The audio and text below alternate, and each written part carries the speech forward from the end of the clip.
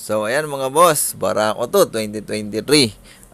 Ito mga boss, natuwa lang ako kasi napakaganda nung kanyang naka-install na tambucho. Pero ang papagawa sa atin ito mga boss ay change oil, tune up, carburetor, and then i-adjust natin yung compression release. Kasi lahat ng the electric starter ang ginagawa ko dyan mga boss, tinatanggal ko yung spring, then ina-adjust natin ang panibago para one click mabilis paanda rin kapag yung electric start ang ating ginamit.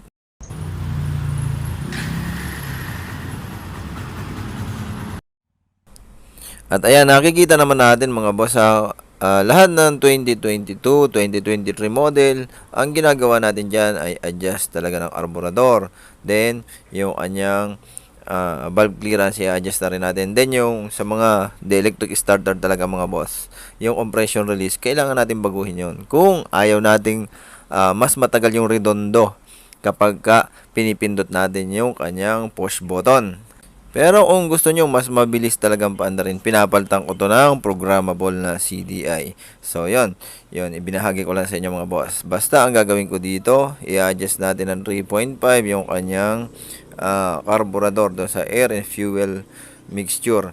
Tapos, yun nga, change oil natin kasi nasa 1,500 na yung kanyang natatakbo. Then, yun nga, pagka naggawa tayo nito, yung kanyang banjo bolt, binubutasan na rin natin. Ayan mga boss, oh. Ayan, butas na. Binutasan na natin. 1/8 yung ginagamit na drill. Yung bala ng barina. 1/8 yung butas dyan mga boss. Basta yun lang. Kalimitan talaga. Mas maganda. Babaguhin nyo. At gawa ng siyempre, marami nang binago. Kung gusto nyo maganda talaga yung performance, hindi gaanong mainit yung singaw. Kasi malakas nga yung oil flow or yung circulation niya ng langis, mabilis. Kaya hindi gaanong umiinit yung parting cylinder head. Kaya ang singaw ng makina ay malamig. At ayun, tulad nga nung sinabi ko sa inyo kanina, mag-tune up tayo, magbabalve clearance kasi 1.5 pa lang yung natatakbo ay medyo malagitik na. So malaki na yung clearance nito sa intake na portion. Gawa ng pag sinukat natin, mas malaki na yung clearance niya kumpara doon sa exhaust. Kaya ibabalve clearance natin ito sa is 8 yung gagamitin natin. So hindi ko na maipakita sa inyo mga boss kasi meron naman tayo mga tutorial dyan kung paano mag-tune up. So dito, ito nga, i-adjust natin to. And then, yun nga, yung kanyang compression release, binabago natin yan. So, meron din akong tutorial yan mga boss kung paano i-adjust yung spring. Kasi kapag kailangan eksaktuhan lang pagbukas niya, okay dapat. Para pag pindot nyo, konting ikot lang or konting revolution lang nung kanyang crankshaft, andar na siya mga boss. Hindi katulad nung sa stock, matagal yung redondo bago umandar sa electric start. Yun yung mga pagkakaiba pagka ginawa nyo yung mga ginagawa natin dito sa Baraong mga latest model. Kasi ganito yan mga boss, kaya ina-adjust natin yung kanyang carburetor. Syempre, bago yan ilabas sa planta, kailangan mababa yung emission. So, medyo lean or sakal yung kanyang fuel pagka inilabas sa factory. Kaya yan ay medyo lean.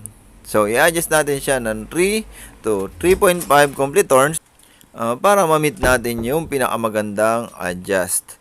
Yon. So, yon. Ganun ang adjust mga boss. 3 to 3.5 complete turns. Kung hindi naman, halimbawa, nag-adjust na kayo tapos medyo may palya pa rin, may ibang problema yon mga boss. Kaya, yon. Sa valve clearance, check din kayo sa spark plug. Pwede nyo ring chicken kapag nag-adjust na kayo ng 3.5 tapos medyo hindi pa rin maganda yung andar. So, dito nga mga boss, ito naman yung kanyang compression release, yung spring niya doon sa kanyang weight decompression, binabago yon.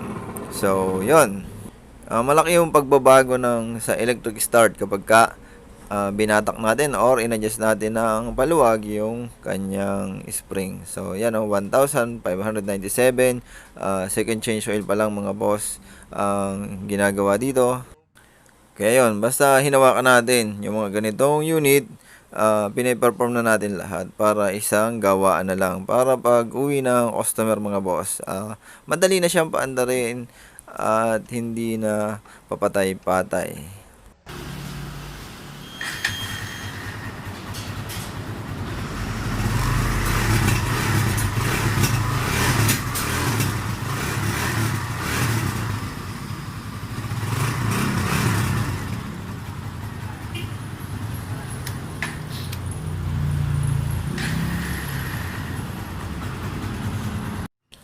Ayan, diga, doon sa may mga electric start. Meron kasi akong i-share mga boss, yung programmable racing CDI na kinakabit natin, yung pang Raider 150. Sabi nung iba, may nagkomento, bakit yung kanila raw kahit hindi sila nagpalit, ay one click. May one click naman mga boss, pero napakalaki ng pagkakaiba.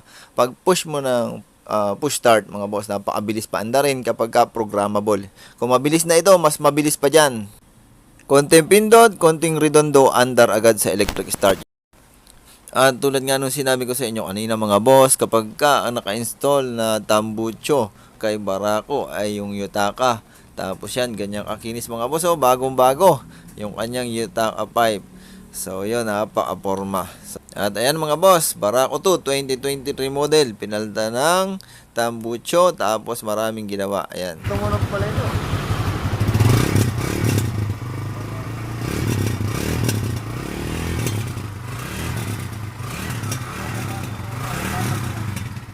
Iba po ano, iba. Mainit.